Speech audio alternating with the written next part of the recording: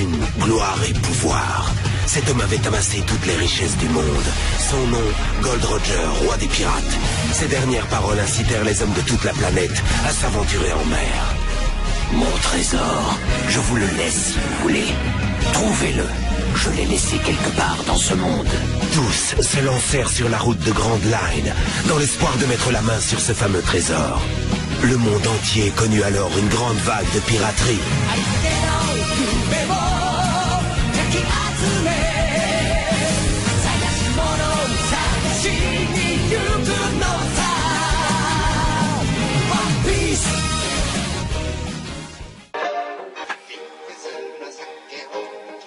C'est Oz et on va parler de One Piece. Je suis pas très attaché au départ à l'univers de One Piece. Je l'ai découvert récemment, il y a à peine l'an dernier, en fin d'année. Quelqu'un me l'a fait découvrir après un événement Paris Manga et moi à la base je suivais vraiment Naruto, c'était ma référence manga.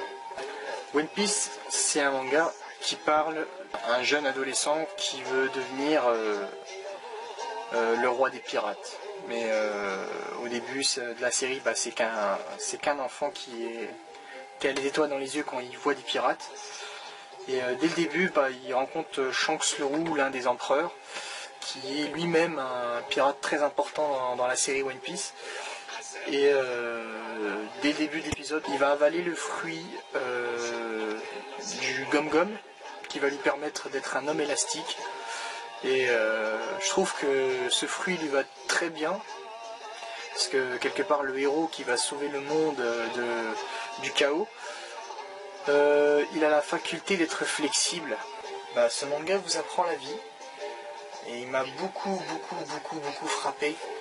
Et si des gens sont réticents rien qu'à la couverture, je vous dis, commencez la série, avalez les premières saisons sans vous arrêter et vous allez vite vous attacher à One Piece. À la base, Luffy, c'est l'exemple et c'est le chef modèle. Luffy, pour moi, c'est l'homme qui trouve la solution à toute situation. C'est lui qui a le vrai sens des valeurs, c'est lui qui fait passer la vie avant le matériel, ça veut dire les choses les plus importantes. On voit même qu'il est le chef de son propre équipage, mais c'est pas pour autant qu'il le montre. Il manque pas de respect à ses camarades, et il n'a pas de cabine dédiée au capitaine dans son propre bateau. Je sais pas si dans le nouveau bateau qu'il a, il a une cabine dédiée pour le capitaine, mais on voit toujours que Luffy est assis sur la tête de décoration de son bateau, c'est sa place, c'est devant. Au cours de l'aventure que Luffy est tout le temps sur le devant, et il est tout le temps là à attendre le nouveau, l'ennemi, le futur qui l'attend. Il n'a pas peur, et même sur le train de Water 7, on le voit directement prendre sa place, qui est au-dessus, et le crapaud même vient le rejoindre. On voit tout de suite le caractère du personnage. Diriger les gens, c'est pas son truc, mais protéger les gens, c'est son truc en fait. C'est lui le bouclier de son équipage. Pour lui, c'est ça la définition d'un capitaine, c'est comme Barbe Blanche en fait, c'est le père. Luffy, pour lui, c'est protéger ses camarades. Il se voit pas comme le père, il contrôle pas, il n'oblige personne à faire quelque chose, et c'est super. C'est éducatif pour tout en fait.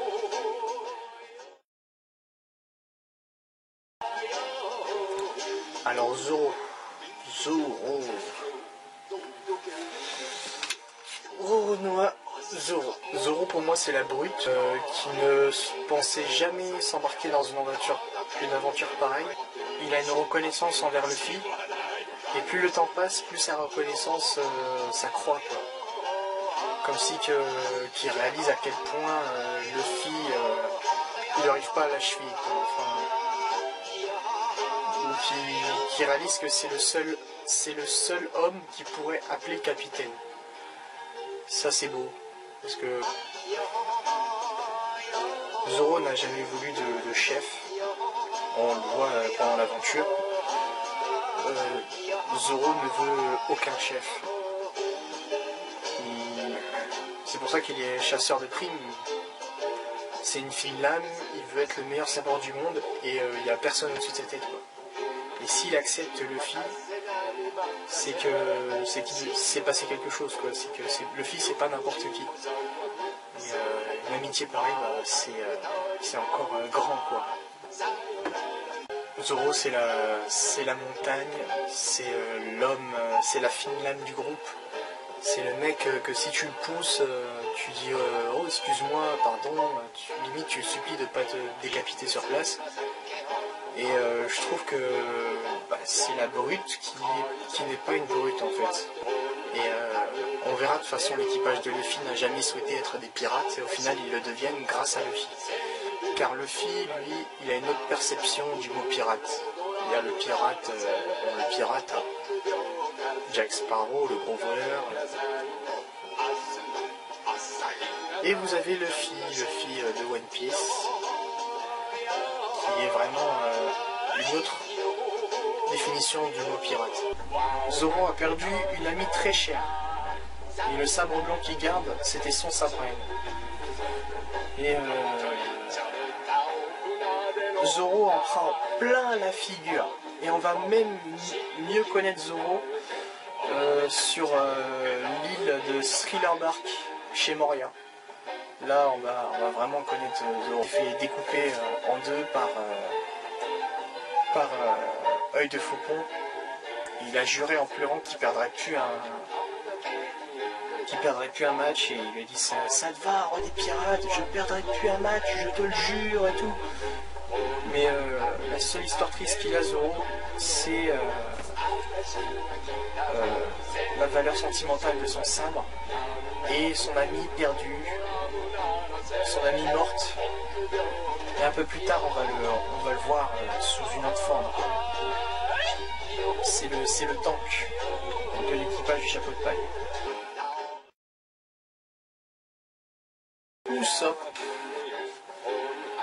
Usopp, je crois que c'est mon personnage préféré.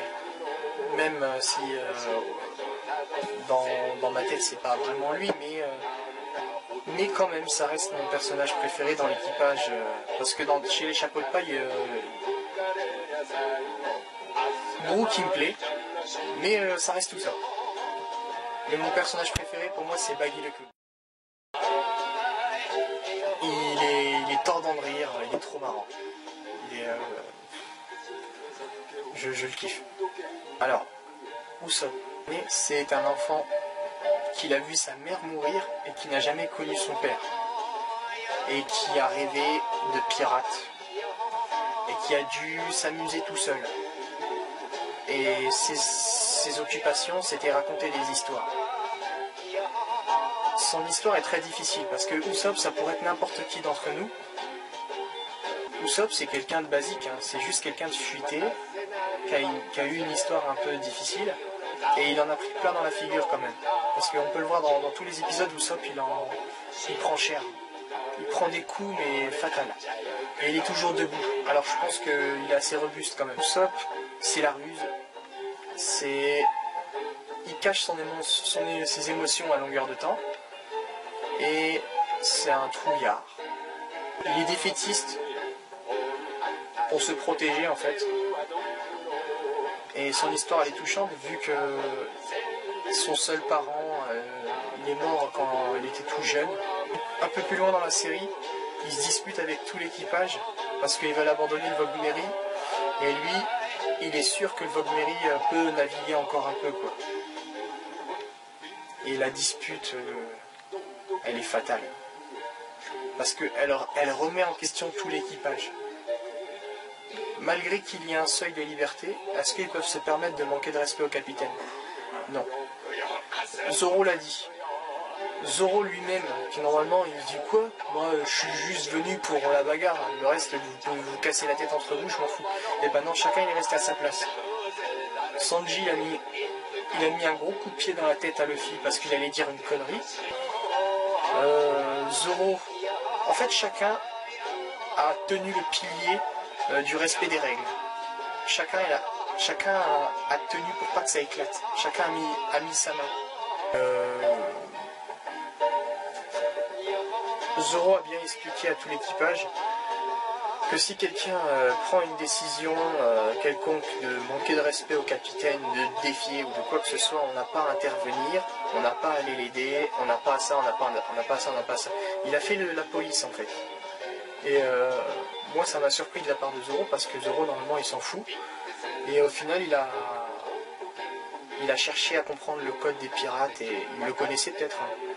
Mais normalement, si vous voulez, il pouvait se taire et rien dire. Mais là, il a... Franchement, c'était bien. Nami, elle a essayé de recoller les morceaux cassés. Chopper, il était brisé par tout ça. Il pleurait. Chopper, c'était la personne à faire attention à ne pas vexer, en fait. Parce que c'était comme si un enfant témoin d'une bagarre de grands. C'était un peu ça, Chopper. Parce que Chopper, il est sensible, il n'a jamais fréquenté d'humains. Les seuls vrais amis qu'il a, c'était l'équipage. Et au final, plus on va loin dans l'aventure et plus on voit que chacun ne peut pas se passer de l'autre, en fait. Que la seule famille qu'ils ont, à la fin, c'est le chapeau de paille. Et c'est encore plus fort même que Barbe Blanche, je crois. C'est vraiment, vraiment fort.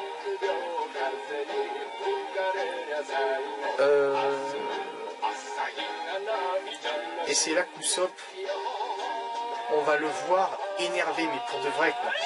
Et il va se battre contre le capitaine, contre Luffy. Il va le défier en duel. Il va même lui mettre un impact dial dans la face, tu vois. C'est fort. Impact dial, normalement, ta main elle se brise et lui, ça fait 5-6 fois qu'il l'a utilisé l'impact dial. Il le garde toujours sur lui. Et c'est qu'il est robuste. Hein.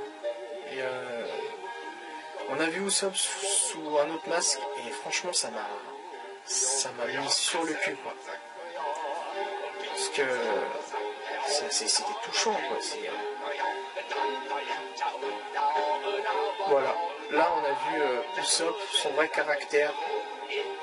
Il expliquait à quel point il se sentait comme un boulet et qui ralentissait l'équipage et qui se demandait même s'il méritait la place auprès du chapeau de paille. Et il restait humble et juste. Et il en faisait un peu trop. Enfin, il se rabaissait trop en fait, il se négligeait. Et il avait raison parce que quelque part ils étaient tous aussi forts que lui. Il pouvait mettre aussi Nami dans le même sac, mais sauf que Nami c'était la navigatrice, du coup elle était indispensable. Et voilà quoi. Pareil pour Chopper, non, il a un Freezeone et c'est un médecin.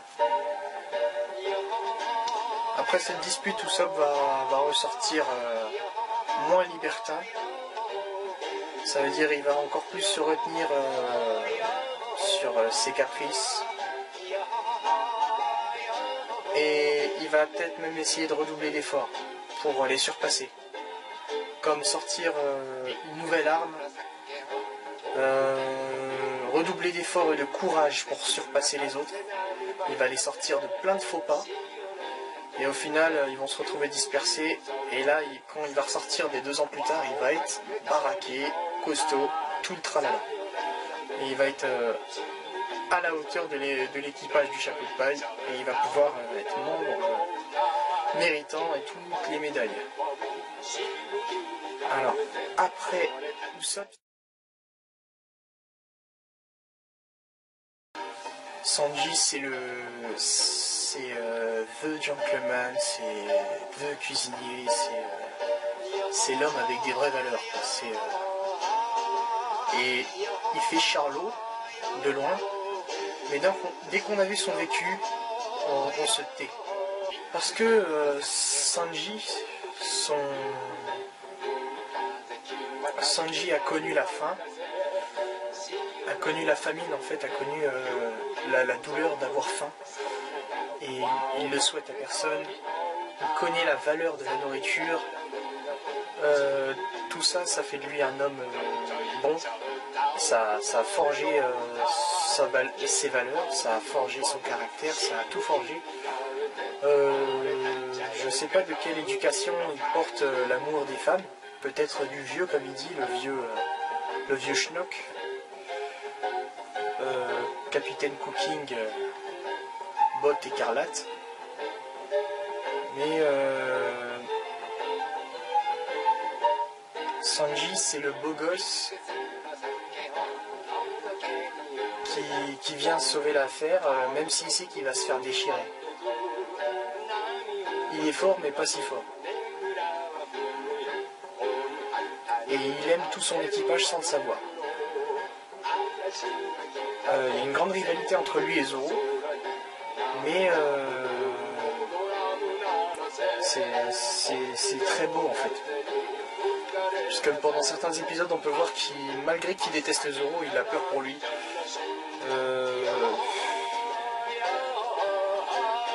Lui aussi, il n'aimait pas les pirates. Et pour pouvoir rentrer chez les pirates, dans l'équipage de Luffy, bon, au final, c'est Nami qui l'a motivé parce qu'il aime les filles. Et Nami, dès qu'il a vu, il l'a flashé dessus. On peut penser que c'est ça sa motivation.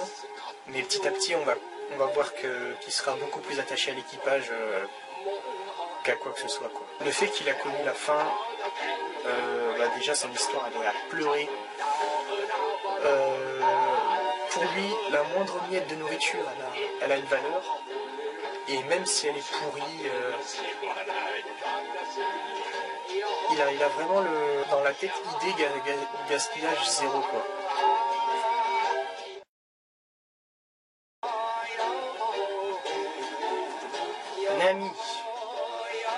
Nami, pour moi, c'est une femme. Alors, je sais pas comment dire ça, mais elle est capricieuse.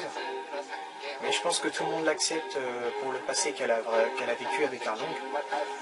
Et Kokoyashi, son village qui a été bousillé et abattu par les hommes poissons. Et c'est ça que j'aime bien en fait dans cette série, c'est que même les méchants, comme Crocodile et Arlong, dans les épisodes suivants, au début on les a détestés, beaucoup détestés, et dans les épisodes suivants, on va les aimer, on va même les aimer au même niveau que Zoro et Sanji, quoi, parce que Arlong, il fait partie de l'équipage des hommes poissons, enfin l'équipage là où il y avait Jinbei. Ils se battaient pour une cause juste. Les hommes poissons ont été réduits à l'esclavage par les dragons célestes. Les dragons célestes qui vivent sur les Sabondi, l'île des bulles de savon. L'île des dragons célestes, c'est les bourgeois ultimes, quoi.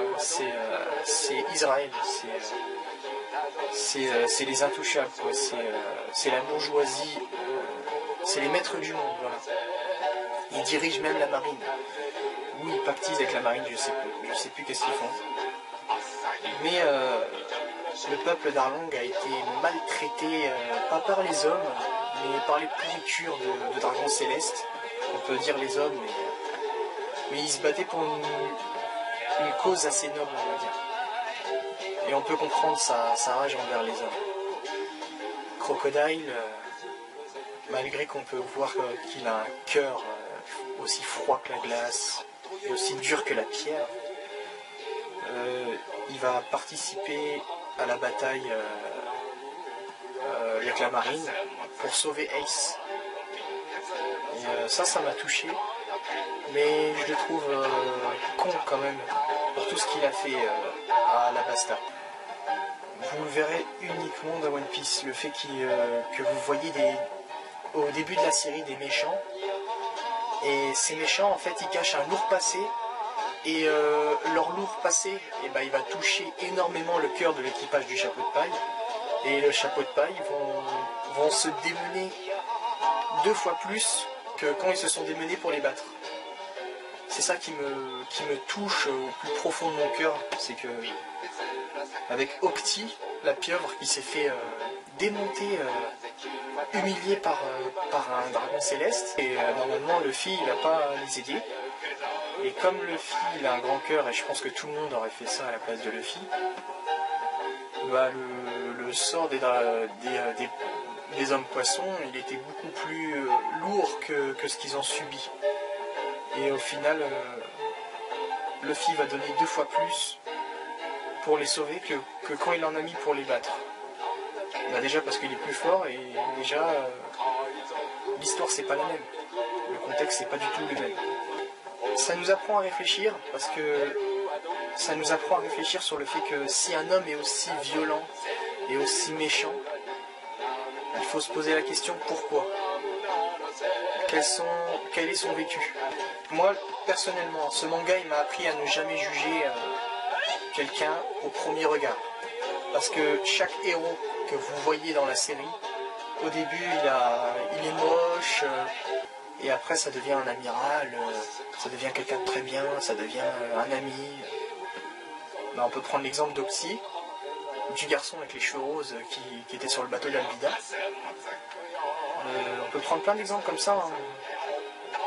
One Piece c'est un manga qui vous apprend la vie, que ça soit au niveau de votre éducation ou au niveau de la morale, même de la philosophie, parce que c'est fort. J'ai jamais vu un manga pareil.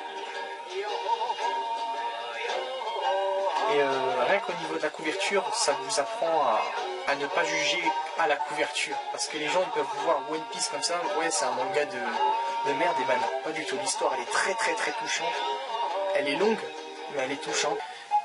Les réalisateurs japonais disent que plus vous passez de temps à connaître un personnage, plus vous passez du temps à connaître quelqu'un, et plus vous allez l'aimer. Parce que c'est comme si vous avez vécu avec cette personne. Et ben là c'est pareil. C'est chiant.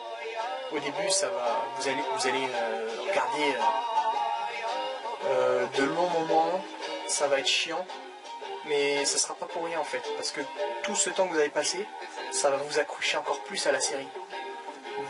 Vous aurez l'impression même de faire partie de l'équipage. Alors Nami, elle a connu la misère totale. Sa mère, sa belle-mère, écrasée, torturée, zigouillée par Arlong. Elle a dû se retenir et faire de gros sacrifices sur elle pour reposer tout le poids de son village, toute la vie, le sort de chaque vie de son village, il reposait entre ses mains.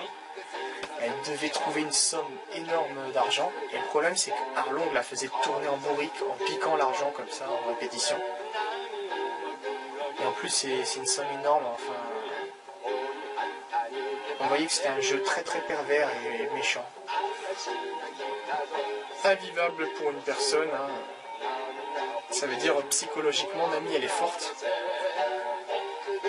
Après tout ce qu'elle a vécu, le fait qu'elle garde la tête sur les épaules c'est impressionnant, et à mon avis c'est pour ça que l'équipage ferme les yeux sur ses caractères un peu capricieux, parce qu'elle peut se le permettre avec tout ce qu'elle a vécu auprès d'Arlong. C'était qu'une gamine et elle devait faire des cartes pendant des heures, et dès que... C'était une salle de torture pour enfants en fait. Dès que Luffy a vu la plume avec du sang, et tous les piles de feuilles et Arlong en train d'éclater de rire et dire que Nami c'est sa partenaire, bah, Luffy s'est énervé, il a tout pété. Il a tout cassé, et il a dit Nami tu es ma partenaire. Et Nami elle a explosé en larmes. C'était tellement fort parce qu'il a cassé la pièce, sa pièce de torture en fait. C'est comme si il lui a libéré ses chaînes, c'était fabuleux. Mais ces moments-là, ils sont forts, vous êtes tellement content que la tête d'Arlong avait été pétée, vous êtes tellement content qu'il s'est fait zigouiller par Luffy, mais dans quelques épisodes après, vous allez plaindre Arlong et vous allez même le pleurer, et dire pauvre Arlong. J'ai jamais ressenti ça pour n'importe quel manga, la vérité. Même pour Naruto. Franchement, j'ai jamais vu ça dans Naruto. Et ceux qui vous le diront, c'est pas vrai. Certes, Naruto, il est fort en émotion, mais c'est pas la même émotion. Là, dans One Piece, n'importe qui peut devenir un amiral de ouf et un méchant, que vous étiez trop content de le voir KO, et dans la série d'après, vous en apprenez plus sur sa vie, et vous pleurez tellement c'est triste, et après vous vous plaignez. Et ben ça, c'est que dans One Piece. C'est fort en émotion. Il y a beaucoup de larmes, c'est peut-être un peu trop sinistre, mais il y a de la joie avec. Alors quelque part il n'y a rien qui se perd, quoi. Il y a de la joie et des larmes, de la joie et des larmes. En fait, c'est la vie et la liberté. Alors après Nami,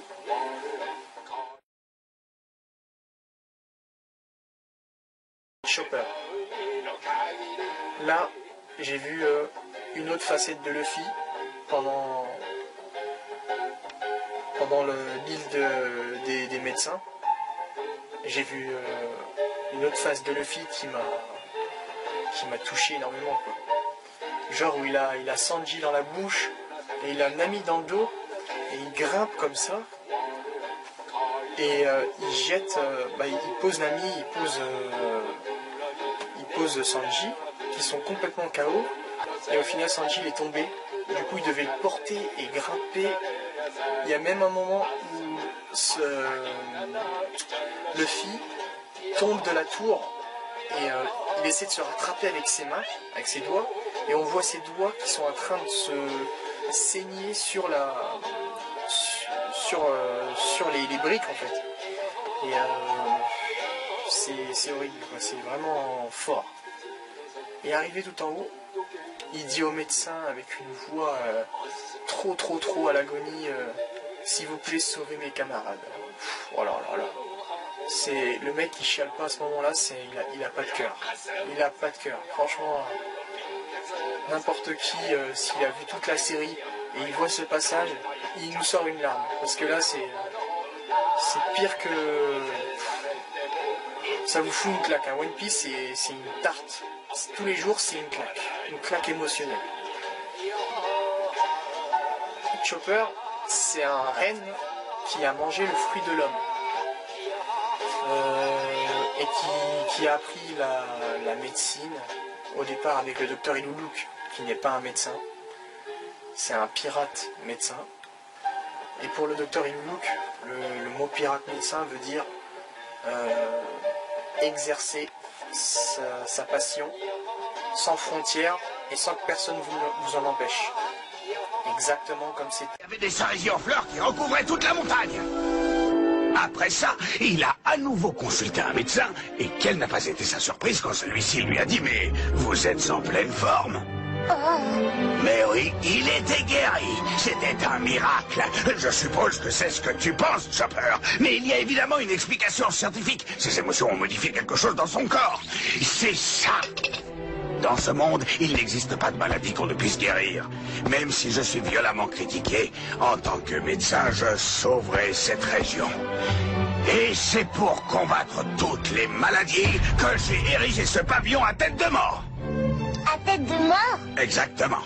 Ceci est le symbole de mes convictions que tout est toujours possible. Parce que je suis médecin, je sauverai ce pays. Ceci est mon drapeau. Je me bats comme un pirate. On va dire fréquenter le premier être humain et le docteur Iluluk, il va s'attacher à lui. Et dès que le docteur Iluluk va mourir, il va se retrouver avec le docteur, la vieille là, je sais plus comment elle s'appelle, mais une vieille dame de je sais pas combien d'années, qui a toute sa forme, elle met une patate, elle détruit un mur. C'est la meilleure médecine de toute l'île des médecins. C'est une île de médecins en fait, où il y a tous les meilleurs médecins du monde. Et Chopper va se faire entraîner par cette dame, qui est le meilleur de tous ces médecins, ou l'une des meilleures. Et il va ressortir avec les professions de la médecine, quoi, mais tout, quoi. Du coup, l'équipage du chapeau de paille, quand ils vont récupérer Chopper, bah, ils vont récupérer un médecin formidable, mais qui n'a jamais été accepté. Ça veut dire tout le monde le traitait de grizzly, lui jetait des cailloux. Il a fallu beaucoup de temps à Luffy pour faire comprendre que Chopper pouvait avoir des amis, encore plus d'amis, qui n'étaient pas seul au monde.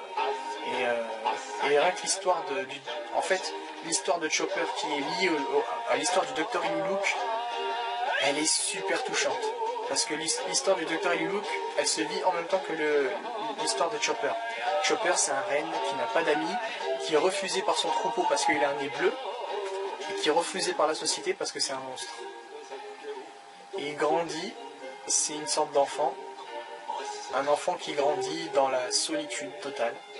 Et le seul qui le prend, c'est Iluluk. Et Iluluk lui porte beaucoup d'amour. Et il va disparaître dans des conditions trop tristes. Chopper, il va péter un câble. Et en fait, ce petit pote là, il va être trop triste à regarder. Et on va vraiment comprendre le type d'émotion qui se trimballe sur cette île. Et la sensibilité de Chopper, c'est qu'il n'a jamais eu d'amis, qu'il n'a jamais eu de parents, qu'il n'a jamais eu rien du tout. Le seul ami qu'il a eu, c'est Dr. Iluluk, et il est mort. Ensuite, il a eu Doctorine, voilà, Doctorine, et après, c'est Luffy. Luffy va l'aider à battre le roi, le méchant roi. Et une fois qu'il l'a rabattu, il va tenter que Chopper de les rejoindre. Et franchement, pour moi, Chopper, c'est une histoire trop triste et encore plus triste que toutes les autres. Parce que c'est, je sais pas, c'est la neige, je sais pas, c'est tout l'univers, c'est la tristesse incarnée, quoi. Cet épisode-là sur Chopper, c'est vraiment... Sanji, pareil, quand il nourrit un membre de l'équipage de je sais plus qui, là, le mec avec les armes, avec l'armure en or,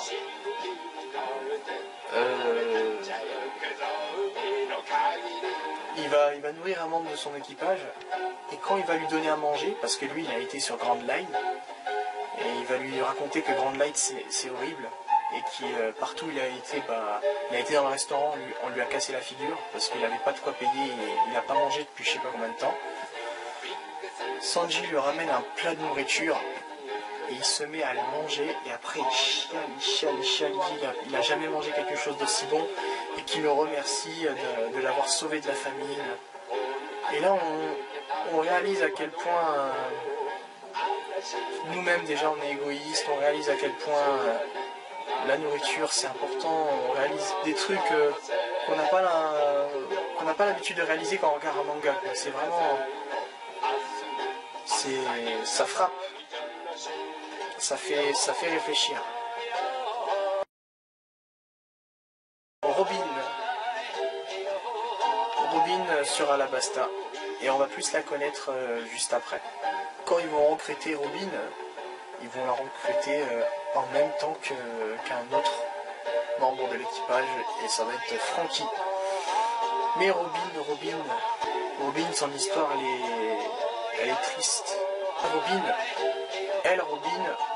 elle est héritière d'une descendance maudite, les O'Hara. En fait, c'est des archéologues qui ont décidé de étudier la vérité de l'histoire. C'est quoi les poneglyphes, les dragons célestes, en fait le gros mystère de One Piece, en fait. Le complot du monde, en fait. Et comme ce sujet est méga tabou, tout son peuple a été victime d'un Buster Call. C'est une vingtaine ou une cinquantaine de navires de guerre, des cuirassés qui tirent sur une seule position, sur une île, tout ça pour la mettre à feu et la détruire. Robin a été victime de tout ça et elle a perdu toute sa famille jeune, très très jeune. Elle n'a jamais vu sa mère. La seule famille, la véritable famille qu'elle avait, c'était sa mère. Mais sinon, elle restait avec des scientifiques. Et dès qu'elle a vu sa mère, c'était pendant le Buster Call. La marine, elle emportait sa mère. Sa mère, elle était recherchée dans le monde entier. Et au moment où elle voit sa mère, tout le monde lui a dit qu'il fallait pas qu'elle lui parle, sinon les enfants, il fallait pas qu'elle lui dise qu'elle savait lire le poneglyphe, parce que sinon la marine, elle allait l'emporter. Plein de trucs comme ça. Et au final, comme c'est un bébé de 6 ans, Robin, elle avait 6 ans et elle pouvait pas se retenir de crier « Maman, maman, s'il te plaît, parle-moi, tu me reconnais, c'est moi, ton bébé Robin, j'ai appris exprès les poneglyphes. » Une fille de 6 ans qui se met en danger sans le savoir, tout ça pour que sa mère la regarde, juste une seule fois, malgré que toute la marine va l'embarquer et tout ça, quoi. Et c'est la réalité, parce que dans un vrai cas, ça veut dire si une gamine de 6 ans, elle voit sa mère et que la police l'emporte, et que si la police sait qu'il y a aussi un truc chez la gamine, ils vont l'emporter, enfin voilà quoi. Ça serait passé de la même manière. C'est ça qui me plaît dans One Piece, c'est que même si on est dégoûté que Robin a parlé à ce moment, on est quand même content. Parce que c'est la réalité. Une gamine de 6 ans, elle voit sa mère, elle va hurler de toutes ses forces, elle s'en fout. Ils vont mourir. Même son meilleur ami, le géant, qui va la sauver un peu, il va mourir. Au final, l'amiral Aokiji, qui a le fruit de la glace, là, à Logia, il va la laisser partir en lui laissant une chance.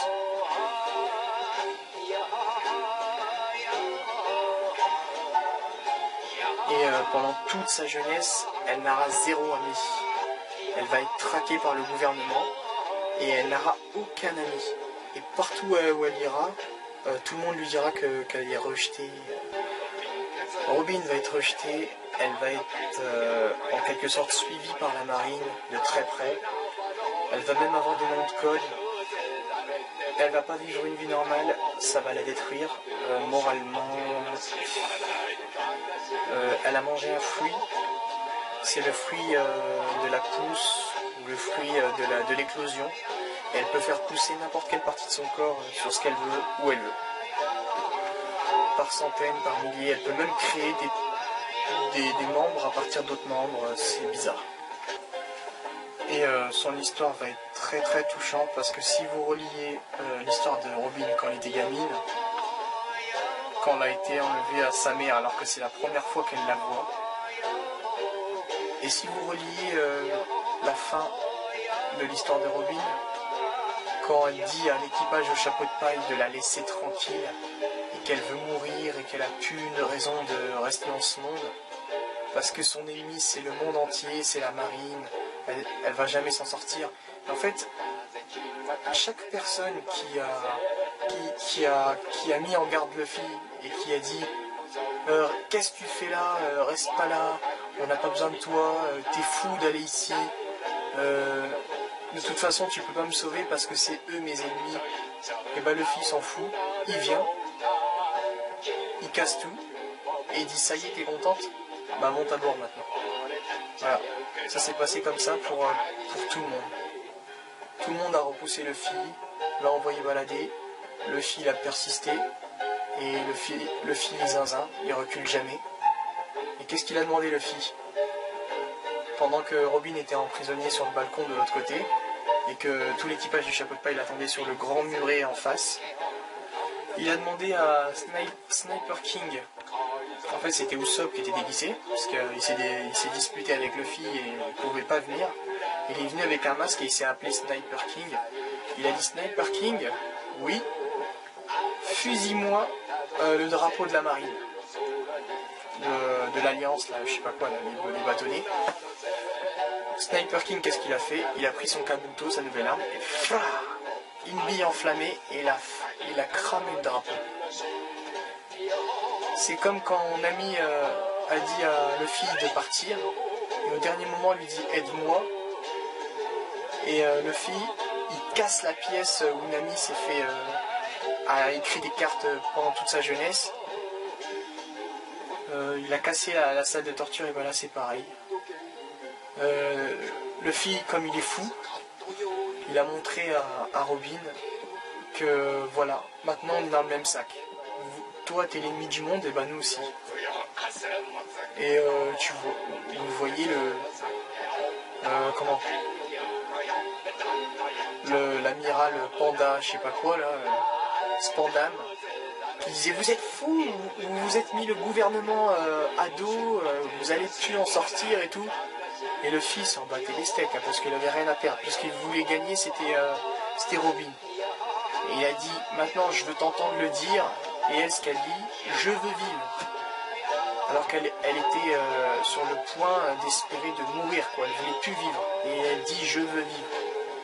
Enfin, bref, faut vraiment le regarder pour comprendre. Du coup, une femme qui n'a plus de foyer se retrouve membre de l'équipage du chapeau de paille parce que le chapeau de paille a prouvé que quoi qu'il arrive ils seront dans le même sac et qu'ils font partie de sa famille et qu'elle n'a pas à s'inquiéter parce que maintenant elle a une vraie famille.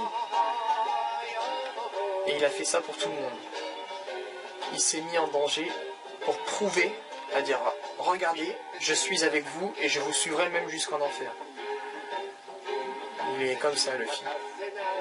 C'est le sacrifice ultime. Il est prêt à brûler sa peau pour sauver un camarade. Alors après Robin,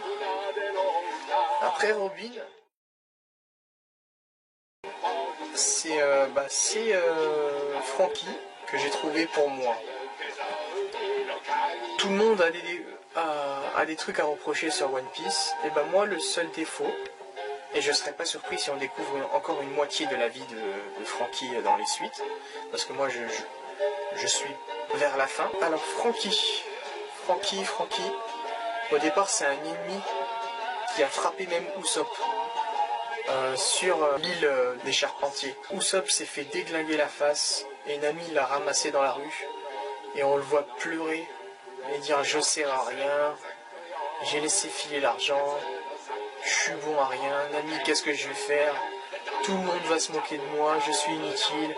Et Nami hein, et je dis bien Nami elle est connue dans le manga pour être une maniaque de la thune.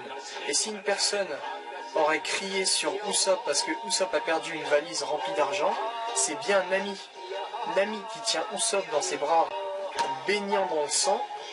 Elle lui dit t'inquiète pas Usopp, on va retrouver l'argent. Alors là c'est... Oh mais franchement c'est trop fort. C'est fort. Je sais pas si les gens qui regardent la série comprennent le même niveau d'émotion que je reçois dans ce manga en fait. Parce que j'ai vu des vidéos de personnes sur YouTube et pour moi leurs vidéos elles sont vides, sans intérêt quoi. Le manga est tellement magnifique que même un idiot peut l'aimer, mais sans savoir pourquoi. Et je crois que j'ai affaire à ces gens-là quoi. Des gamines sans cervelle qui essaient de faire des critiques, mais bon. Franchement, rematez les anciens épisodes, rematez-les-vous bien comme il faut pour vous revoir ça et comprendre le lien qui les unit parce que c'est vraiment puissant quoi. Franky, c'est un enfant de pirate qui a été jeté dans une décharge. Il a été hébergé par un homme poisson. C'est lui qui a fabriqué le bateau de Gold Roger. Ce gosse m'a tellement surpris la première fois que je l'ai aperçu au milieu de cette décharge. C'était il y a 2 ans. Il était en train de fabriquer des canons avec des débris. Hé, vous monsieur, adoptez-moi. Mes parents m'ont abandonné et je suis tout seul. Il m'a dit que ses parents l'avaient jeté par-dessus bord parce qu'ils le trouvaient ingérable. À mon avis, c'était sûrement de petits pirates minables. Mais lui, il n'est pas fait. Il est tellement courageux. Malgré tout ce qui lui est arrivé, il a su rester honnête. Un jour, tu verras, toi et lui, vous deviendrez les meilleurs ingénieurs navals du monde. Et c'est le meilleur charpentier de toute l'île.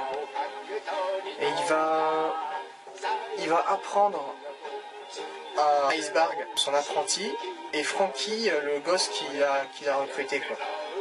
Il va les héberger, il va leur apprendre tout ce qui est de la charpenterie. Et Frankie, on va voir à quel point c'est un enfant qui a rien demandé à personne, mais qui a atterri dans la merde la plus pas possible. Et il est insensible envers soi-même, quoi. Frankie, il a un manque, il a un cœur blessé, mais il passe en fait. Il dit oh c'est rien, c'est pas si important que ça. De toute façon ma propre personne n'intéresse pas grand monde, voilà. Il se néglige en fait. C'est très touchant. Je trouve que ça c'est touchant. Et en plus tout ce qu'il fabrique, il y a un côté enfantin comme si qu'il a perdu une enfance en fait. Comme le Weaver de Nami, il lui a mis un petit poney mais il a voulu faire plaisir en fait, c'était de bon cœur. Moi je lui aurais sauté dans les bras, et ben Nami il lui a mis un gros pain dans la figure. Parce que voilà c'est son Weaver et elle lui a mis un poney à bascule. C'est marrant, mais des trucs comme ça c'est tellement touchant que... Enfin c'est marrant parce que chaque personnage respecte son caractère. Frankie c'est un homme qui a la classe et qui cache ses sentiments sous sa classe en fait. C'est un cyborg qui fonctionne au Coca-Cola.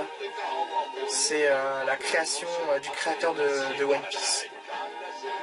Le créateur de One Piece a voulu montrer aux États-Unis d'Amérique que regardez, même moi un japonais, j'arrive à faire un héros américain 1000 fois mieux que les autres.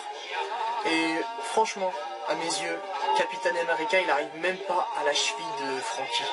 Frankie est 1000 fois plus classe que Capitaine Américain. Frankie est un héros typique américain, et 1000 fois plus classe qu'un héros créé par les Américains. C'est un cyborg qui fonctionne au gaz. Et au gaz, ça varie en fait. Mais le Coca-Cola, en fait, c'est un cliché au Coca-Cola. Au départ, je comprenais pas. Invraisemblable, un cyborg qui fonctionne au Coca-Cola quand même. Et après, j'ai remarqué que le Coca-Cola, on peut faire plein de choses avec. On peut dissoudre des os humains, on peut détartrer une cafetière, on peut faire un digestif, on peut s'en droguer. Il y a de la caféine, il y a du javel, il y a tout dans le coca en fait. Faut pas se fier au sens... science-fiction du côté de Frankie parce qu'il n'y en a pas. Il n'y a aucune science-fiction chez Frankie. La seule science-fiction c'est le Coca-Cola.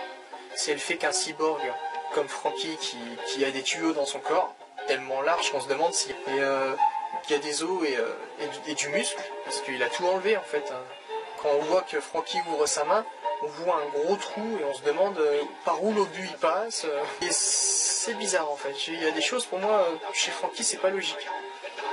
Le canon dans son bras, les balles sur son poignet, je comprends pas. Le frigo dans son ventre. Mais c'est caricatural et c'est quelque part le créateur de One Piece a voulu se foutre de la gueule des Américains. Et dire regardez, je fais un robot super fun qui fonctionne au Coca-Cola mais qui est invraisemblable et qui est caricatural. Enfin c'est une caricature Frankie. Faut pas chercher la logique, il n'y en a pas. Même un homme, hein, vous imaginez, il était à moitié mort. Frankie il a essayé de stopper le train de la marine sur l'eau et le train lui a roulé dessus parce qu'il emportait son père au tribunal ou à la prison ou je sais pas où en peine de mort et le train lui a roulé dessus et au final il était mort quoi. C'était un cadavre à moitié vivant. Alors comment le cadavre d'un adolescent charpentier à une époque pareille, ok c'est un génie de l'invention parce qu'il fabriquait des bateaux de guerre de ouf, se retrouve sur un paquebot en métal et le mec normal il s'ouvre, il se met des plaques, tiens je vais visser celle-là là, je vais me fabriquer un frigo, tiens, ah pardon, mon intestin, hop, je vais faire un truc, Voilà. C'est chaud quand même. Peut-être qu'il les a fait petit à petit. D'ailleurs, je crois qu'il le dit. Mais voilà. Alors, il n'a pas de vrai corps humain. Il est vraiment incompris. Il a son histoire. Alors après, Franky, c'est le dernier. Brook. Un pirate de l'ancien temps. Et qui, quand il a appris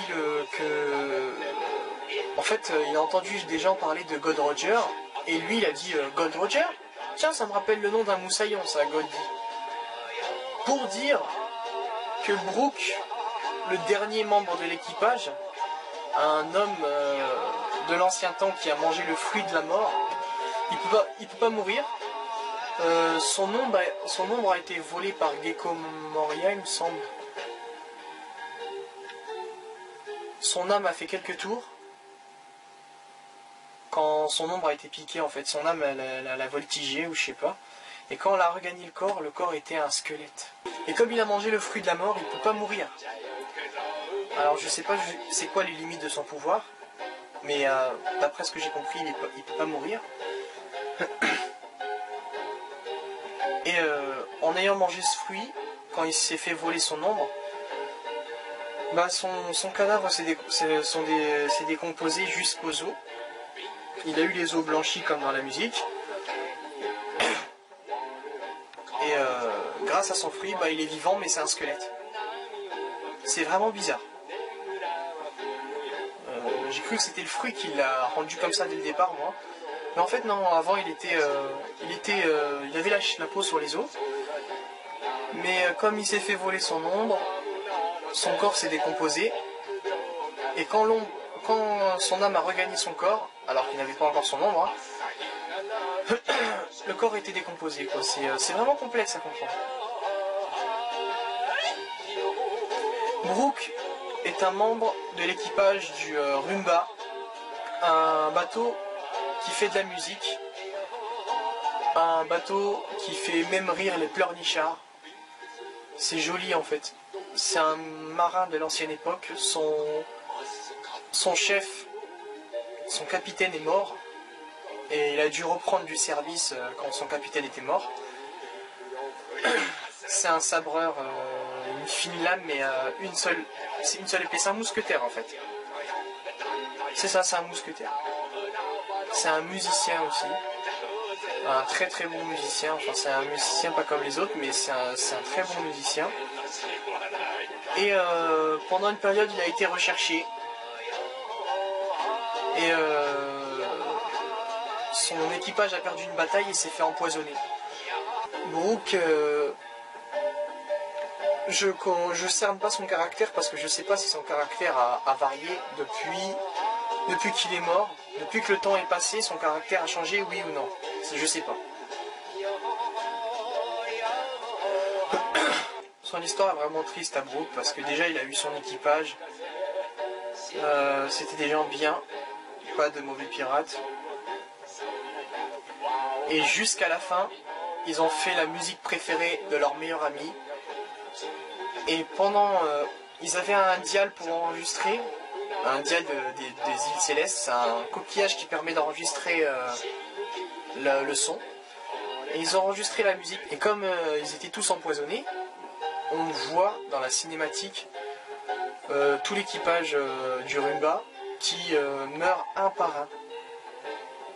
Et ils continuent à chanter avec le sourire jusqu'aux oreilles. C'est super super touchant. Et on découvre Brook petit à petit. Elle a mangé un fruit du démon, le fruit de la mort. Brook, il tient beaucoup à son équipage parce que maintenant il a nulle part où y aller.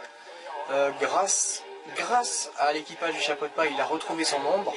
Il a détruit Gecko Moria. Et ce qui fait encore plus pleurer chez Brook, c'est que l'expression sur son visage ne se dessine pas parce que c'est un squelette qui n'a aucune émotion sur le visage. Et quand il se met à pleurer, on ne sait pas qu'est-ce qu'il ressent. Et même quand il reçoit une information choquante, on ne sait pas ce qu'il ressent. Et on a envie de pleurer à sa place en fait. Parce qu'il est là, il est figé, il n'exprime rien. Et après on l'entend soupirer comme ça, il fait Et on comprend en fait qu'il a une légère tristesse. Et s'il aurait eu de la peau ou un visage, on le verrait un peu faire la grimace. Mais le problème, c'est que comme c'est un squelette, on ne voit pas du tout son visage. Et bah ça aussi, c'est touchant chez Brooke. Il a perdu tout son équipage, sa famille en fait. Parce qu'on voit vraiment la saison où Brooke était avec le Rumba. La mort de son capitaine. Oh là là. Ah, chialer, franchement. Moi-même, hein, je suis pas un sentimental. Hein, en général, je m'en fous vraiment. Et s'il y a une scène vraiment triste, et bah voilà, c'est triste, c'est tout. Mais One Piece, ça m'a remis les idées en place, quoi. Franchement, c'est n'importe qui pourrait s'accrocher à One Piece et avoir de la compatie dans chaque épisode de la série. Brooke, un squelette, un ancien membre de l'équipage du Rumba, le bateau musical qui ferait même, dont la musique ferait même rire un pleurnichard. J'aime bien ces petits slogans en fait, parce que c'est vraiment de la bonne humeur et ça montre que les pirates sont pas tous des fripouilles en fait. Que c'est juste des gens qui veulent traverser les mers librement sous leurs idéaux. Et il y a du partage gratuit en fait. Du partage gratuit dans tous les sens du terme. C'est ça le pirate en fait, c'est que tout devient gratuit. C'est l'anarchie dans le sens où la société nous a tellement opprimés qu'on décide de faire nos lois. Nos lois, c'est retrouver la liberté qu'on avait. Ou qui a toujours été... voilà. Vivre des aventures. Mais voilà, pour moi, Brooke, son histoire qui est très touchante se joue beaucoup plus sur son vécu en fait. Parce que actuellement, avec l'équipage, il n'a rien vécu, mais tout le monde compatit à sa douleur. Et franchement, ce que j'aime dans One Piece, c'est que déjà les personnages pleurent la bouche ouverte.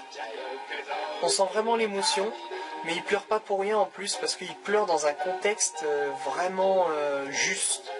Et il est très rare de trouver des mangas pareils. Parce que parfois, bah, vous avez des mangas où vous avez les personnages, ils pleurent pour de la merde. Ça veut dire ils pleurent, mais pour une idéologie ou pour un truc un peu spécial, le mec il s'est pas fatigué quoi. Et dans One Piece,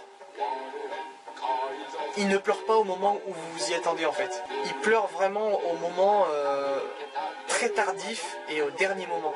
C'est ça qui est plus touchant dans One Piece, c'est que franchement ils pleurent tous au dernier moment, et c'est là que quand ils lâchent les larmes, vous en avez vous aussi jusqu'à là. Que niveau émotion, ça envoie lourd et c'est très très très éducatif. Je vous dis merci beaucoup, mettez un like sur la vidéo si vous avez aimé. C'était mon point de vue sur la série One Piece.